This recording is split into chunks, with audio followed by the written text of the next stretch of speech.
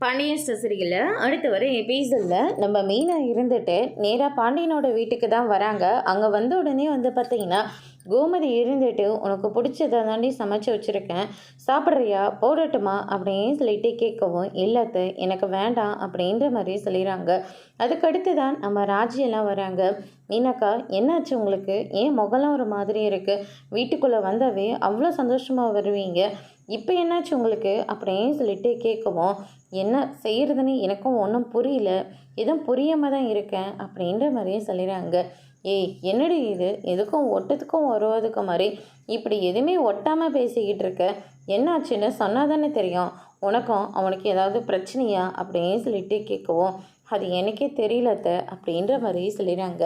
அதுக்கு அடுத்ததாக பார்த்தீங்கன்னா, நீ செந்திலுக்கு ஃபோன் பண்ணுறேன் அத்தை, இப்போ எதுக்காக நீங்கள் அவருக்கெல்லாம் ஃபோன் பண்ணுறீங்க அப்படின்னு சொல்லிட்டு கேட்குவோம், பின்ன என்ன, நீ எதுவுமே சொல்லாமல் இருந்தால் நான் என்ன செய்யறது, ஏதாச்சும் சொல்லமில்ல அப்படின்ற மாதிரி சொல்லிடுறாங்க.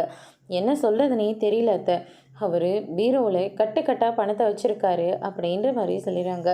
என்னம்மா சொல்கிற, ஆமாத்த எனக்கும் என்ன செய்கிறதுனே தெரியல, நான் கூட கேட்டால் சேவிங்ஸ் என்ன சொல்லிக்கிட்டு இருக்காரு, சேவிங்ஸ் ஆனால் இவ்வளோவா இருக்கும், கண்டிப்பாக இருக்காதத்த, நான் அவருக்கு அதிகமாகவே சம்பளத்தை வாங்குகிறேன், ஆனால் நானே இவ்வளோ சேவிங்ஸ் எல்லாம் என்னால் பண்ண முடியல, ஆனால் இவர் ஏதாவது பண்ணி பிரச்சனையில் போய் மாட்டிப்பாரோன்னு ரொம்ப பயமாக இருக்கத்த அப்படின்ற மாதிரி சொல்லி வருத்தப்படுறாங்க.